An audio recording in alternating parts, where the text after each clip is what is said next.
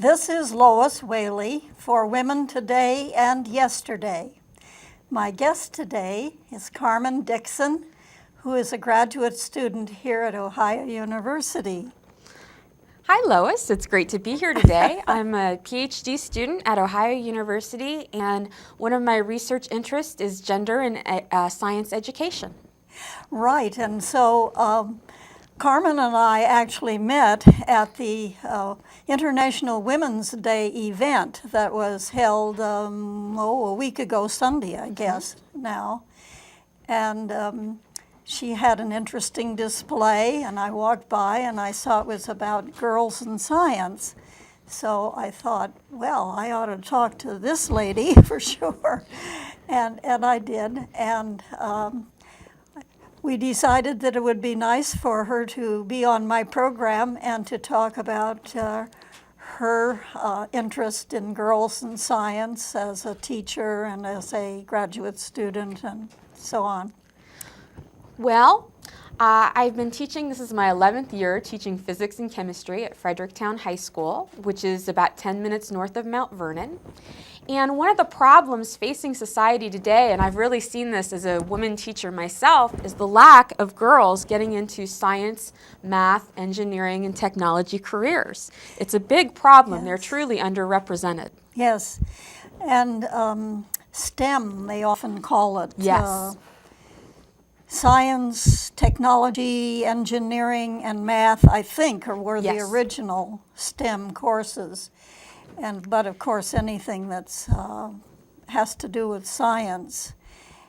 And I happened to mention to Carmen that one of the things that I've been involved with over the years is the camp that AAUW, the American Association of University Women, Ohio, has had for over 25 years now. Mm-hmm. They call it Camp Be Wise, and I've got a brochure about it in this here, or Be Wise Camp. And it was really, I think, something like Women in Science Education, or the wise idea of that. So you say you've been a teacher now for 11 years. Yes, and when I received my master's degree, I founded the Knox County Girls in Science Day. Uh-huh. And that's where I applied for a grant, and we had 90 girls come from all schools, public and private, in Knox County. Mm-hmm. They came to the school I was working at the time, and they participated in 4 workshops in chemistry, physics, biology, and environmental science. And mm-hmm. we strove to give them a hands-on experience, a learning activity to stimulate their interest and excitement for science. Right. Well, that sounds very much like what the AAUW Be Wise Camp has done over the years. Things like weighing at the beginning of the week. It's a week-long event, mm-hmm. actually. Weighing at the beginning of the week how much is left on people's plates. Mm-hmm. when they're done. And the goal is to reduce it to nothing by the end of the week, making sure that people don't take more than they really are going to eat, mm-hmm. that kind of thing. Because if you take resources but don't really use them, then they become waste, and waste piles up. And so that's one of the things that they do on a regular basis. And another thing I know that's very popular, these they're not really terribly, scientific things in the sense of book learning, mm-hmm. but more experiential things. Mm-hmm. And I know one of the popular ones that they've done over the years is the girls make a bubble. Mm-hmm. A really large bubble. Okay. That they can be inside of. Oh. Yes. Well, that's neat. So I've seen some pictures of this, the girls inside their bubbles and so on. And so there are things like that to just make it fun. Yes. Well, this year, it's been going on in Knox County since 2008, and this year the girls built their own cars out of Kinects, the set of Kinects, and they examined the velocity and acceleration of their cars. They tested the water from the local sources at Knox County, the river water, the rainwater, and tested for impurities. And they looked at the chemistry. They combined art and chemistry in a really neat workshop where we took different kinds of milk, soy milk, evaporated milk, 2% milk. They put detergent and food coloring in it and got to make designs and saw how the proteins in the different types of milk behaved. My goodness. And it was very fascinating, and the girls actually really loved that one especially. Yes. They also did blood typing. We've Oh, got a really? lot of girls interested, came in and have left comments in the past. They're interested in the medical field, becoming a doctor. So we incorporated some medical technology and did some blood typing this year. Right. All from local professors, ladies with doctorates in science or science education. Yes. And they had a great time, and hopefully they had a great effect on the girls. The girls were all 6th through 8th graders. And research says that's the age when their interest in science starts to wane off. Yes. So we're that's trying true. to prevent that. Right. Well, AAUW has been doing studies for years, 25, over 25 years probably now, about difficulties that girls have with education often, so that they don't go on to college sometimes, or as you say, their interest in science tends to wane, and then not so many girls take science when they go to college. Where was it that you went initially to college? Well, I went to a few places, but I ended up graduating with my bachelor's from Ohio University. And started teaching then soon after. I took the alternative route. I graduated with a degree in psychology and actually fell in love with teaching science a little bit later. Went back and got my science licensure and started teaching in Knox County, where I got my master's degree, and I decided I didn't want to stop. I really loved it, and where could I come back to? Ohio University for my doctorate.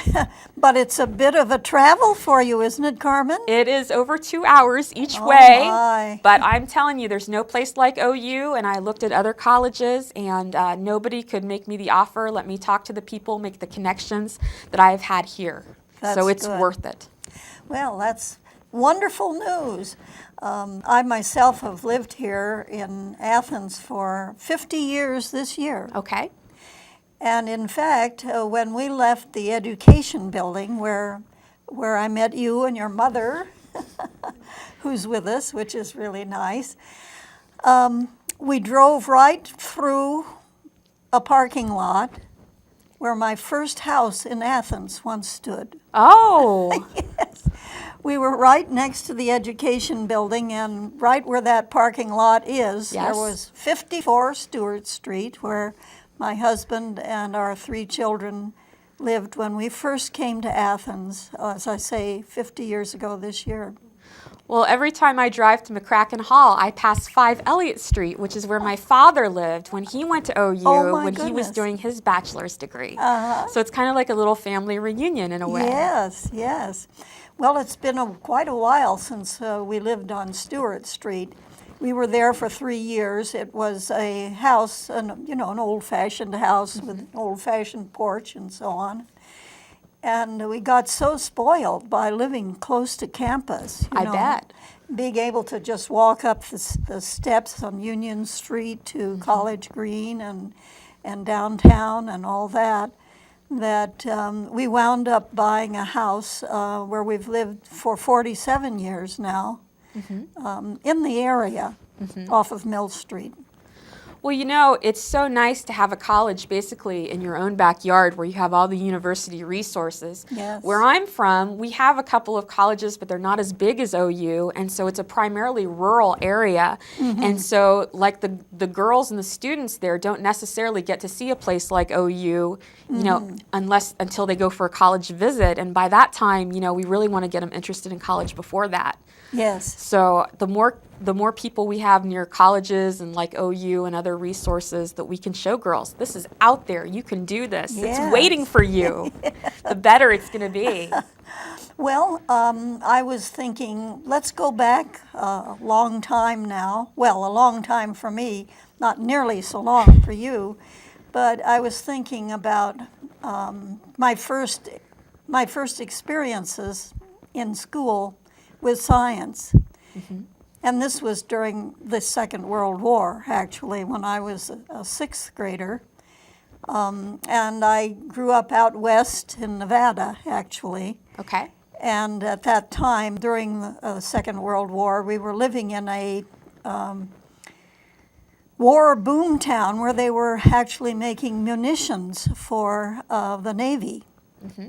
And I remember both the history book and the science and health book from sixth grade because I don't know whether we just didn't have that in fifth grade or whether it just became more interesting to me, both of those. And the thing I remember most, I'm sure there were a lot of other things, but what I remember most was the idea of saving soil by contour plowing, which had never occurred to me. For one thing, there weren't many farms in Nevada, although I happened to live in an irrigated section for a number of years, and my brother still lives there, right on Route 50, just about 2,500 miles down the road. All right. Right. No small trip. No, I usually don't take the car. Modern technology being what it is. But that whole idea of contour plowing was relatively a new emphasis back in the 1940s. A lot of people just took the easiest way, uphill, downhill, and so on. But of course, that's the way that you erode the land away, the soil. Yes. So, well, now in schools they have VOAG programs where they teach farming skills and all about soil. And our kids at our school go to contests, district and state contests about soil, judging soil and the different types and the qualities. Oh, great. So that's something they've really tried to incorporate, and I'm really glad. We have a lot of kids involved in that. Yes. Well, we had, when I lived in the town on Route 50, not the war boom town, but another place where my brother lives, as I mentioned, he took vocational agriculture.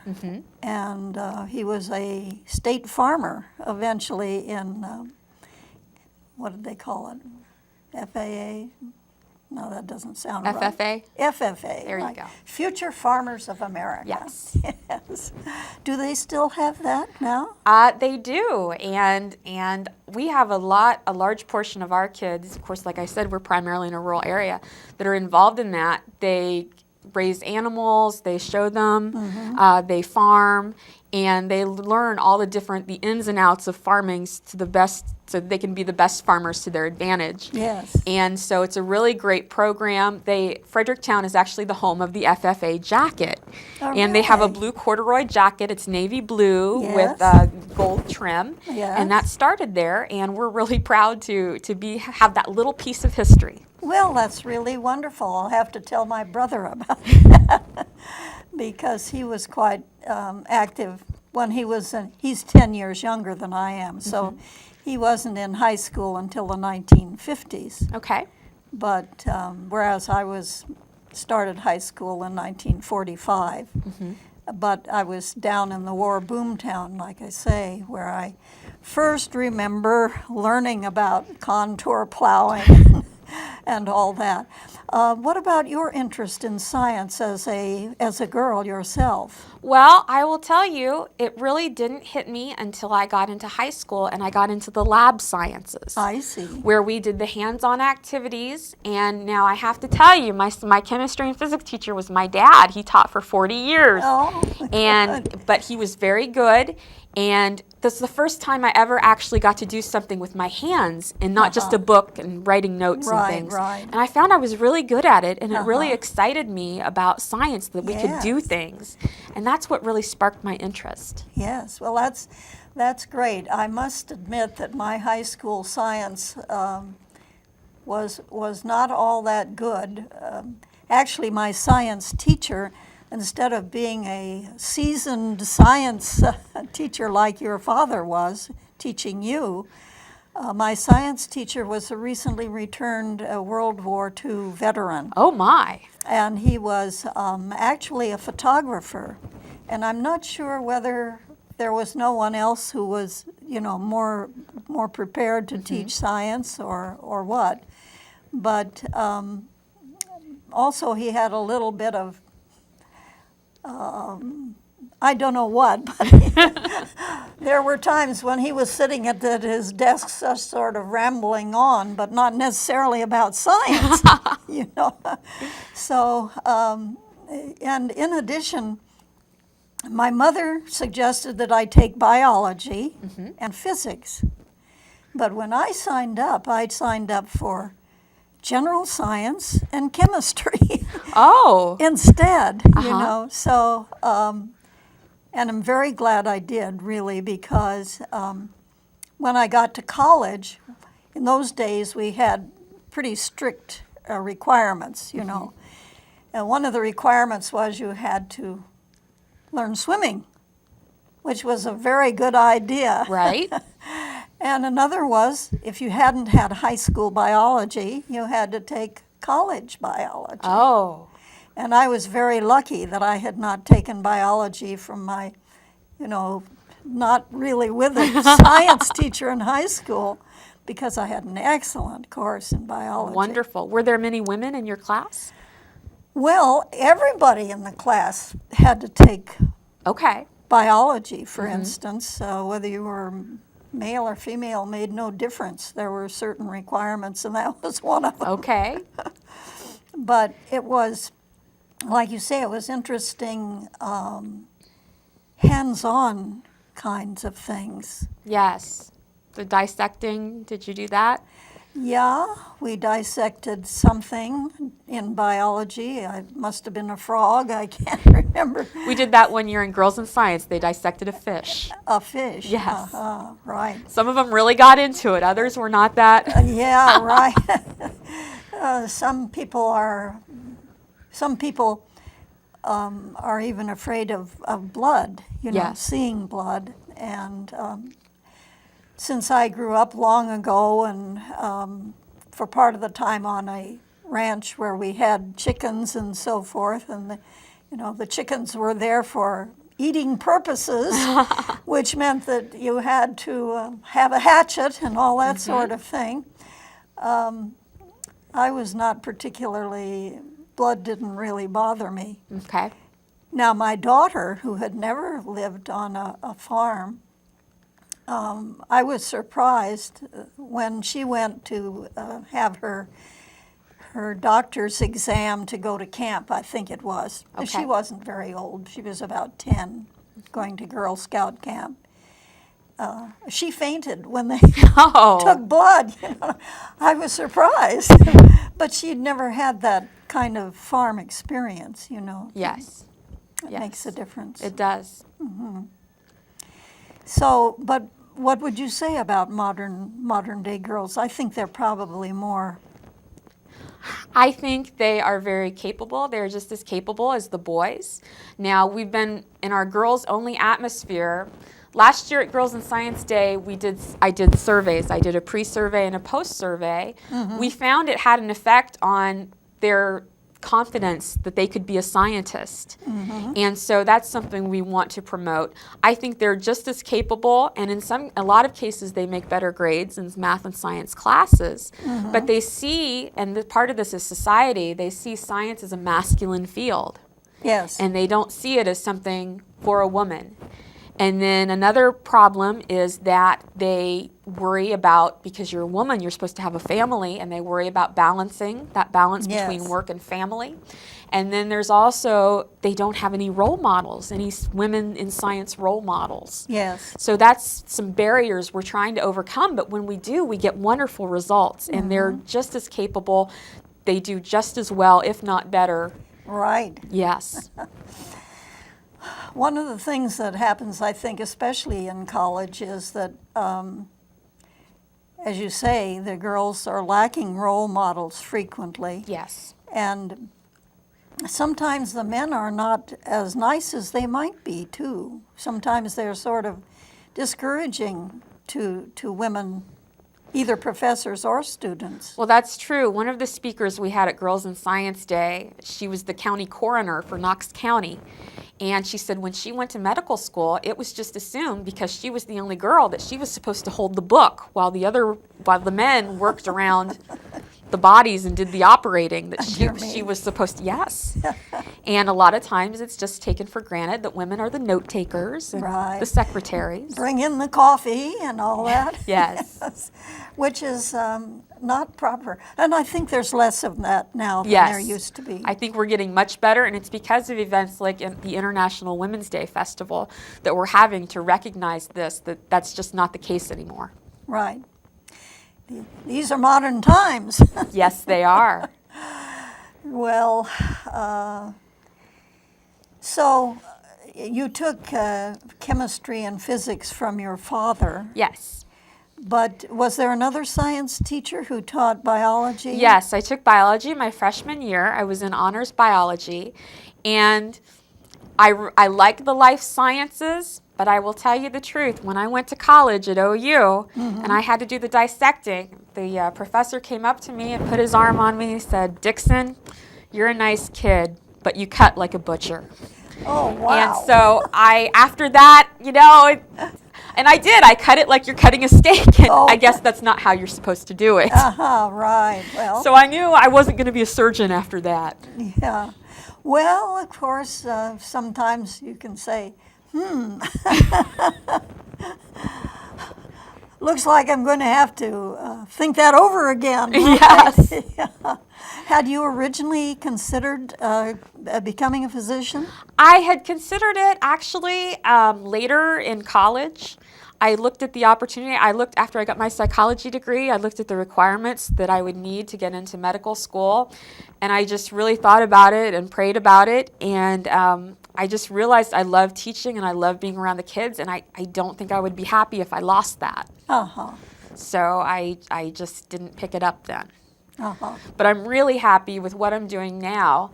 In fact, to combat the role model problem, Dr. John Henning at Ohio University and I are working on a mentoring program. And we got a lot of great responses at the Women's Day Festival from girls wanting to know how they could help. They'd come by the display. And so we're going to be implementing next year a pilot program where we're setting up OU students, science and math students, with local Athens County and some schools in the Athens area with girls, middle school girls who are interested in science and math. And so we can get them those role models and hopefully help them become more interested in science. Right. Well, I know there's been a long-standing program in the past at Ohio University. It was developed actually by Dr. James Tong, who was a teacher of chemistry for many years here. And he set it up specifically because he had 3 daughters. Yes. And he noticed that the high school wasn't really seeming to do enough to provide role models for the girls Yes. in science. And actually his girls went on to, for the most part, be in science fields because of, like, following in your father's footsteps. That's right. As a teacher of chemistry and physics. So he set up a program bringing girls from not just in Athens County, but they would come from other surrounding counties to a Women in Science Day at the university to meet women who were professors in various fields of science and or related math and engineering fields. So that worked out quite well for him and for people in the area for a long time. Yes. He's retired now, and I'm not sure whether that particular program is going on. That's actually something we're thinking about trying to get started again. And we're just looking at all the opportunities available since we have Ohio University resources. Yes. Up in Knox County, it's a little bit harder to do these sorts of programs because we're so far away from Columbus and everything. And so it's really a grassroots community effort, and we have been so lucky and so fortunate to have community members and businesses support us and ask what they can do to help. And we just kind of want to show if we can do it in Knox County with community support, I think other people around the country can hold these science days locally and stimulate the interest of their young ladies in science. Yeah, well, they have so many things that when you mentioned about the making toy cars. Yes. Toy cars.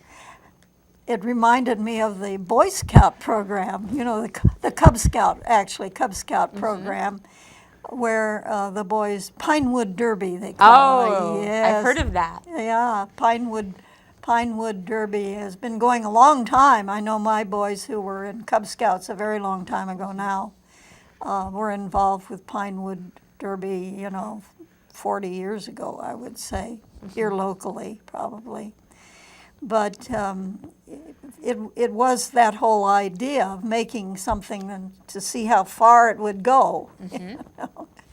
And it's a national program. They finally wind up in Akron or something like that, with the ones that are winners at the various places. Yes. Of course, just between you and me, I think that one of the problems is that fathers tend to get too involved. Okay. So That sometimes happens. that sometimes happens, but still, the boys would learn a lot from imitating their fathers and seeing what their fathers are doing. Well, they were modeling the correct behavior, yes. Yes. The whittling and so on, that's very important to Yes. it. And then, but maybe what I'm thinking about in Akron is those Soapbox derby. The soapbox Yes. derby. Yeah, I didn't grow up in Ohio, as I mentioned, so I'm not that familiar with. Is soapbox derby still going on? Do you know? I don't know about that. I haven't seen one for a long time. The last time I saw it, it was in a movie, so I'm not sure. It might be one of those nice things from the past. Who knows? Yes. So how did you proceed with the girls? I mean, did they whittle, or did they have some other way of setting up a little car? Well, we ordered the Connects kits. They came in kits, and they came with instruction booklets. Sure. And so the girls, what was really neat about it, while some of the girls followed the instructions exactly to make one type of car, a lot of girls really modified and said, well, I think this will work better, and they put together their own designs. And we thought that was really great that they could be that creative and adventuresome to do that. Right. And that's how new things come about, That's right. when people experiment and continue on, that's for sure. Well, I brought this book because I wanted to talk a little bit about Women of Yesterday, which is part of my program each week usually. And this is a book which is sort of appropriate both because of the time of the year, since it's April and spring just sprung On the 20th? I suppose it did. You really can't tell by the weather. No, you can't tell by the weather this year, but the vernal equinox occurred on the 20th, and we had equal days of sun and dark on the 20th, so we're officially in spring. Okay. Even if the thermometer isn't showing it necessarily. We've had a couple of nice days, though, already, haven't we? We have. We had a couple of days where I could roll my car windows down and drive through town. Oh, That always tells me spring is coming when I can put my windows down. Yes. I had that same experience after having them firmly shut for 4 months, shall we say, probably. I mean, it seems like a very long time because this has been a very harsh winter. Yes. I think it's the worst one that I can remember here in Southeast Ohio. It's been the worst one we've had in many years.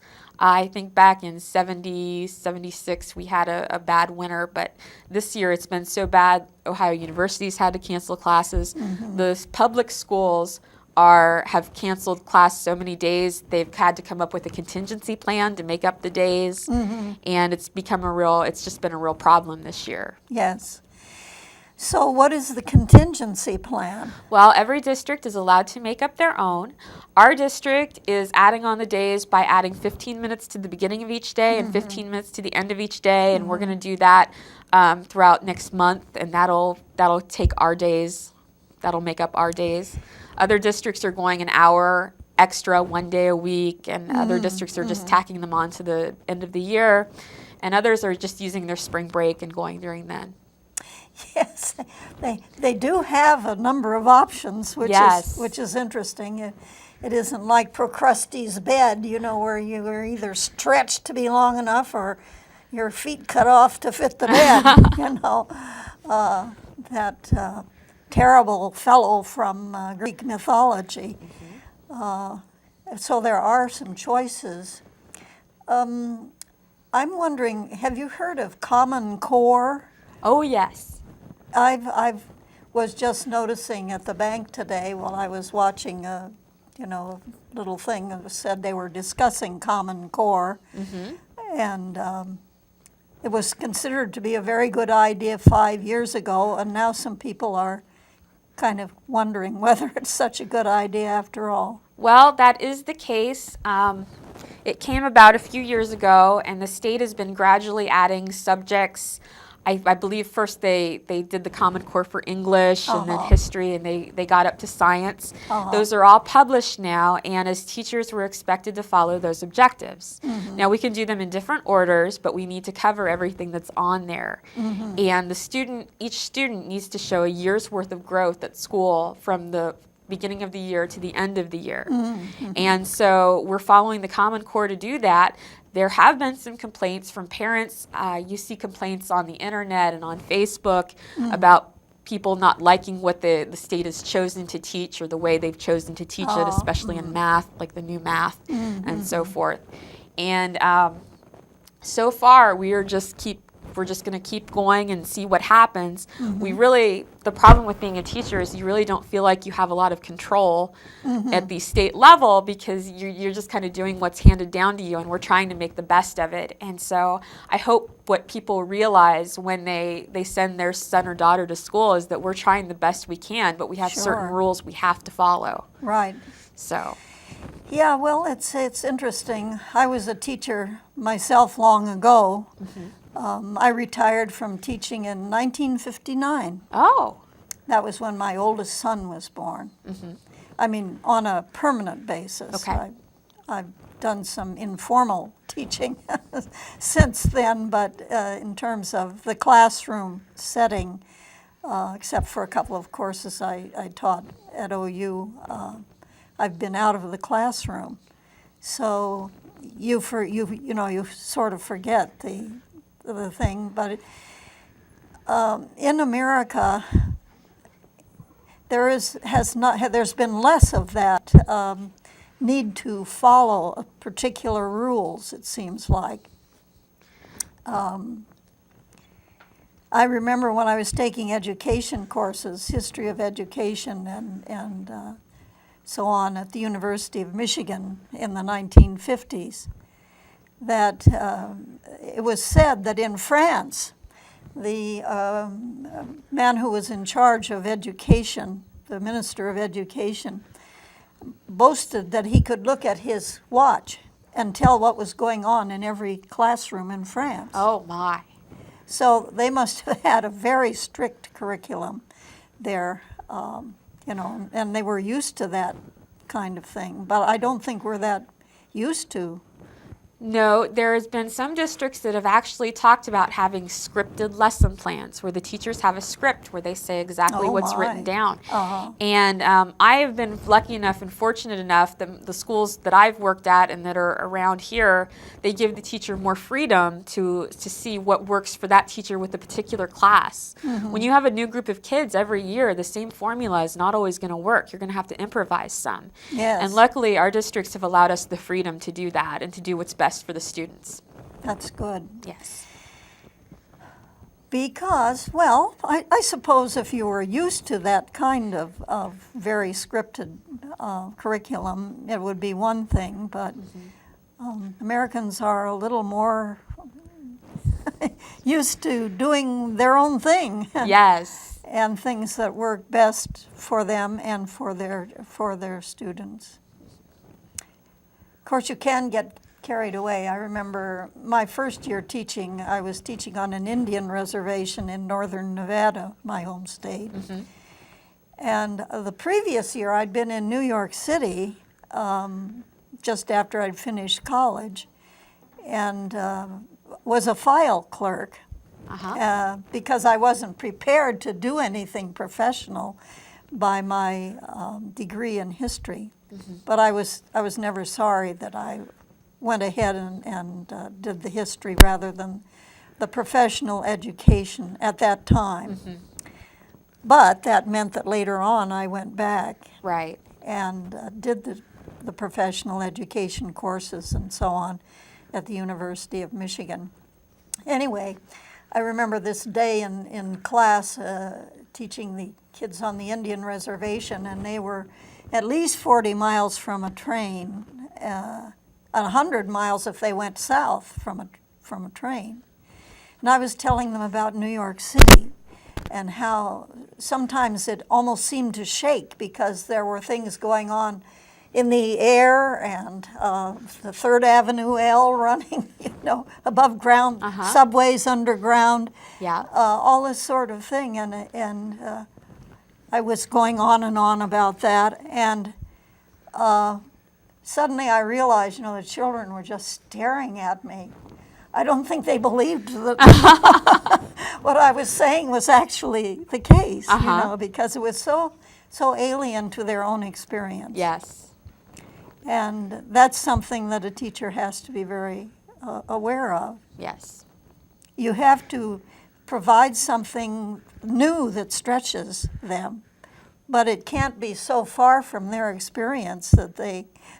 Well, you have to learn where your students are at and start from where Yes. they are and not have a big gap in instruction. Yes. And that's really important. It's really important to get to know your students, get to know them about their home life, where they're from, culturally, Yes. and so forth. If they see that you care enough to get to know them, I think they'll make more of an effort for you to try to learn.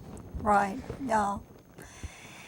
Yes, it's always starting where they are and going on.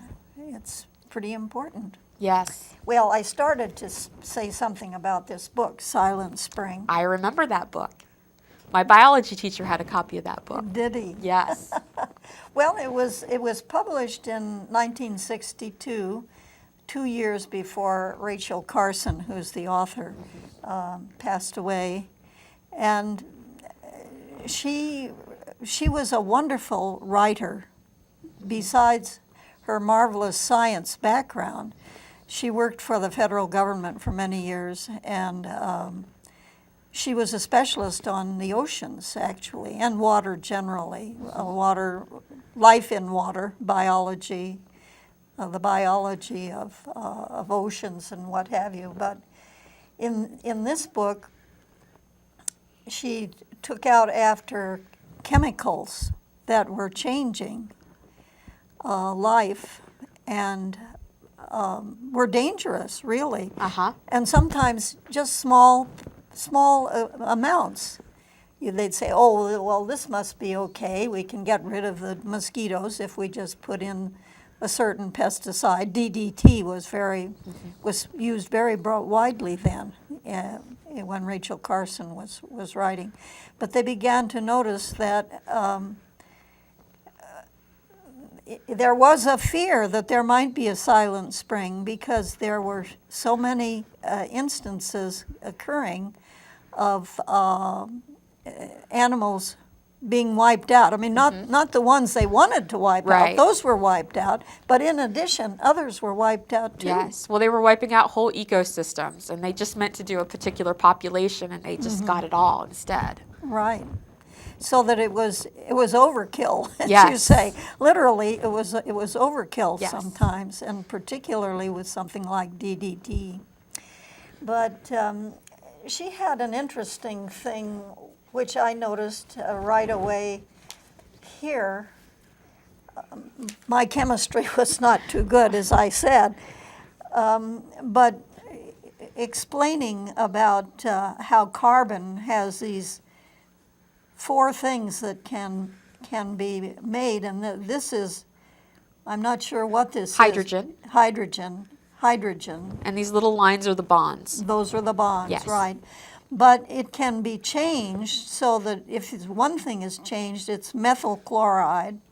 If one other thing is changed, it's chloroform. And then it's carbon tetrachloride if all the hydrogens have been changed Yes. to something else. And so that this is shows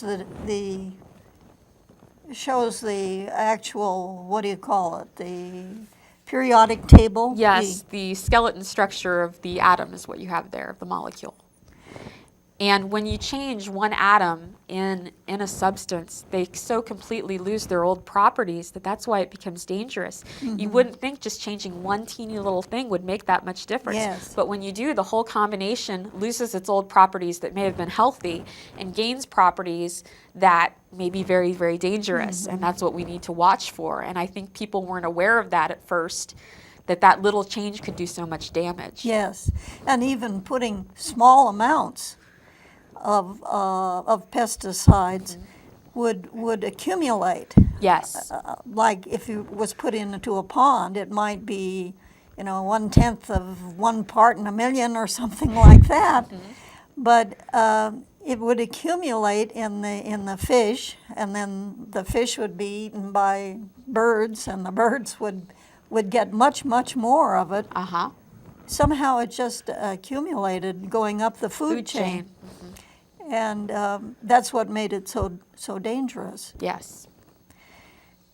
So she was really emphasizing what today we would call ecology, I guess, the interdependence of life, of living beings. Yes. Ecosystems are always connected.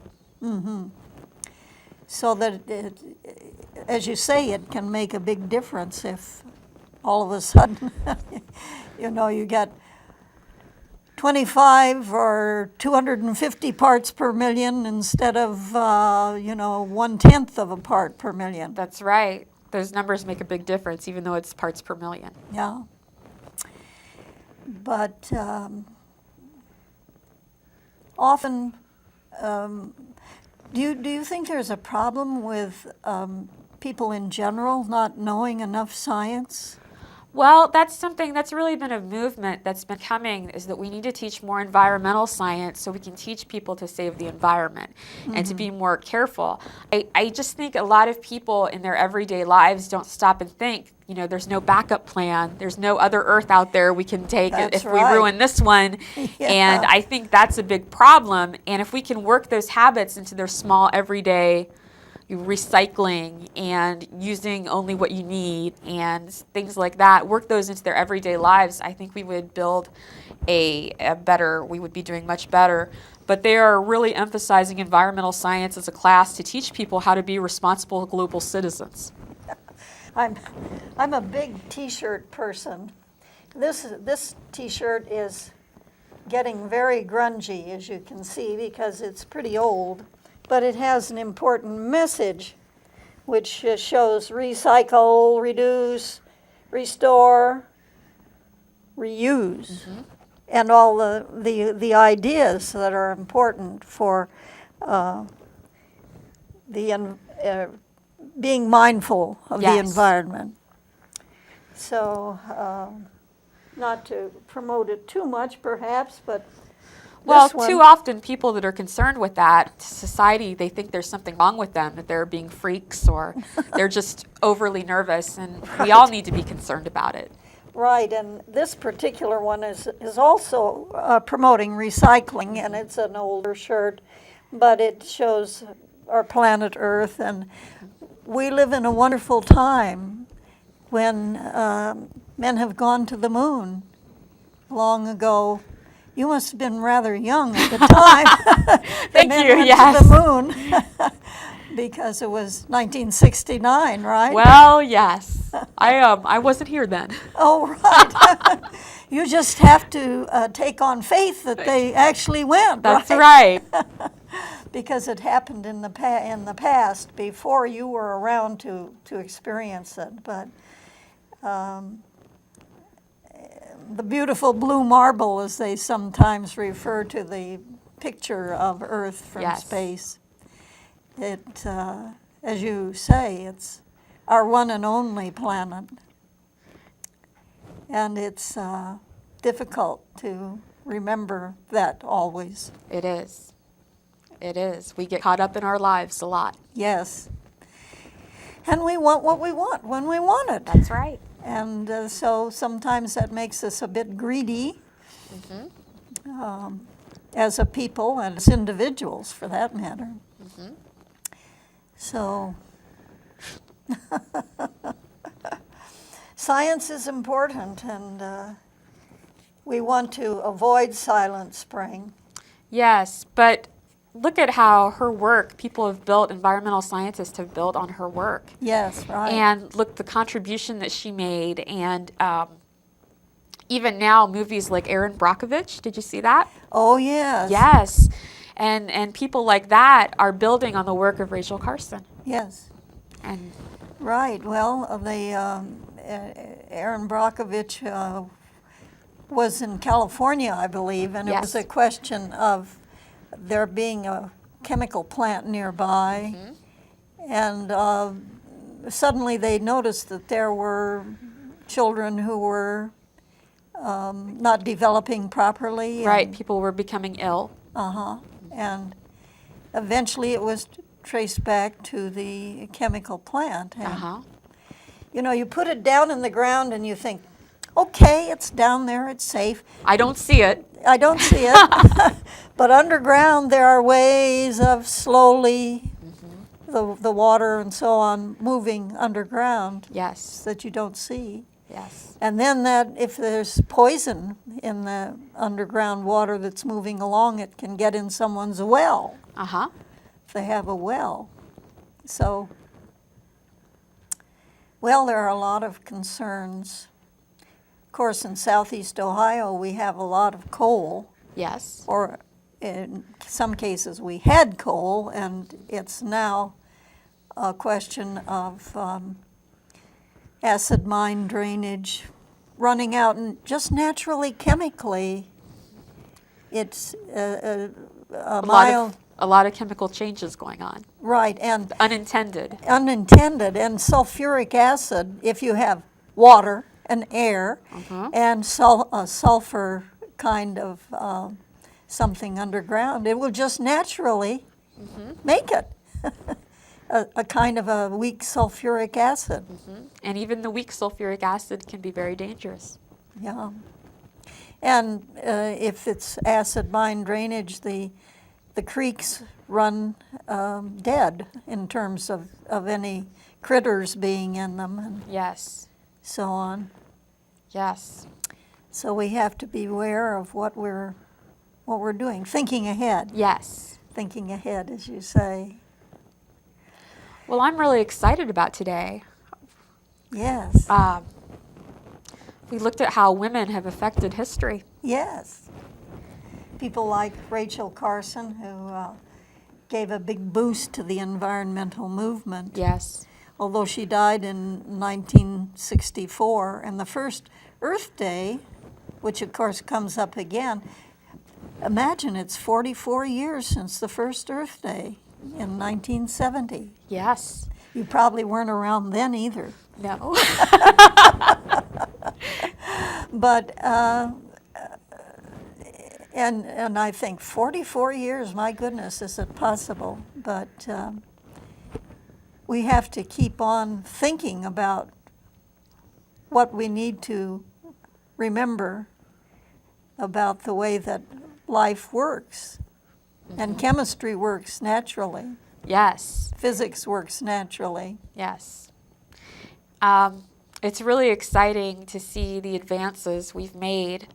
I hope we're going to see some more advances in environmental science and recycling and the technology.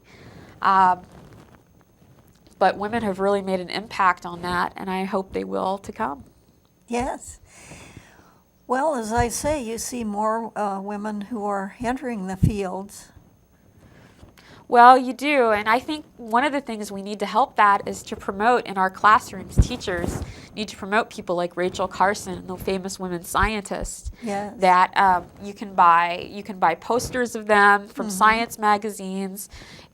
People seem to think it's Women's History Month is just 1 month. Yeah. But it's an all-year thing. Yes, indeed. And so that's not something we should just kind of cram into 1 month. That's true. But March is Women's History Month, and it's winding down a little bit now, isn't it? Because we had the International Women's Day right in the middle of the month, and soon it will be April, and then we can really start thinking environment, Yes. can't we? Yes, we can. I know our school has an outdoor learning lab. We've received funds. Wonderful. They've got a greenhouse and a garden, and they're starting to work on that. And they have students and volunteers that go out and plow, and they plant, and they have a rock path and a garden and benches, and it's very nice. Sometimes I'll take my students out there if we want to spend a day outside and work and do things out there. Right. Oh, that's one of the wonderful things about schools today. I know a number of our local elementary schools here in Athens County have similar land labs or An outdoor garden. an outdoor garden, yes. So does your high school have an outdoor garden of some sort? Well, our whole district is actually in one spot, so everybody in the district can use it. I see. Different Good. classes can reserve plots, and for the science units they're doing, they'll plant certain flowers or certain vegetables in their plot, and they'll watch them grow and keep a journal and do things like that. I use it. I like to use it. You can plant cabbage because cabbage is a pH. You can find pH with cabbage juice. You can test the soil. There's a lot of things you can do just to bring the outdoors in and to get out a little bit too. Right. And contribute. Yes. One of the things that I've heard that I felt bad about was that recess had been abolished in some elementary schools. Just not enough time to have recess. I know. And, I've talked with a lot of students at Ohio University who are doing research on the fact that play is such an important kind of learning. And Yes. at playtime, it's not just doing nothing. They're really learning how to be a good citizen and being creative, and that's all part of it, and they need that. And it was just fun to be outdoors in the sunshine. It There was is. a lot of sunshine in Nevada, hardly any rain out there. So I remember recess very fondly. Yes. But a land lab is a place where you can be educated at the same time that you're outside. Yes. So, how large are your classes, Carmen? Our classes are generally about 23 to 25 students. Some, when you get up to what I do with the honors classes, they get a little smaller. Some with the general ed classes, they get a little bigger, but around 20 to 23 is what we try to keep in a classroom. Well, and you mentioned how much you enjoyed a lab. You have lab in your science classes Oh, too? yes. They do a lab once a week, and then sometimes we have lab just activities that aren't exactly labs that we do throughout the week too.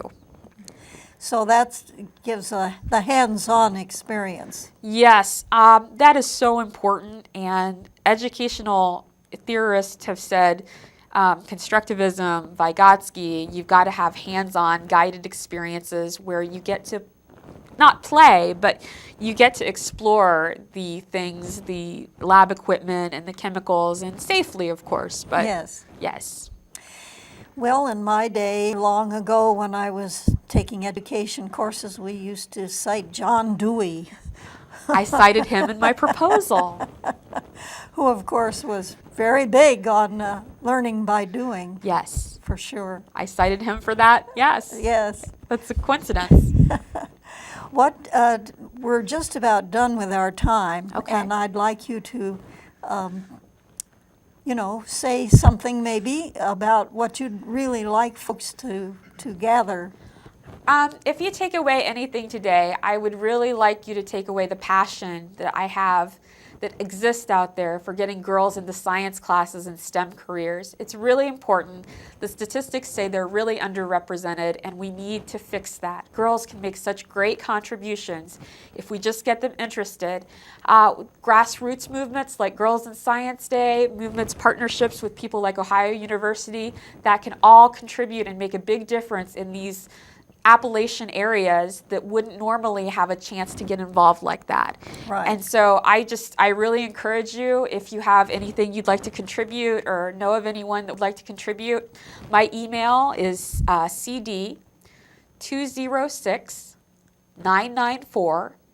cd206994@ohio.edu. And I'm sorry that's kind of long, but you feel free to contact me, and hopefully we'll get you partnered with somebody that can help in the effort.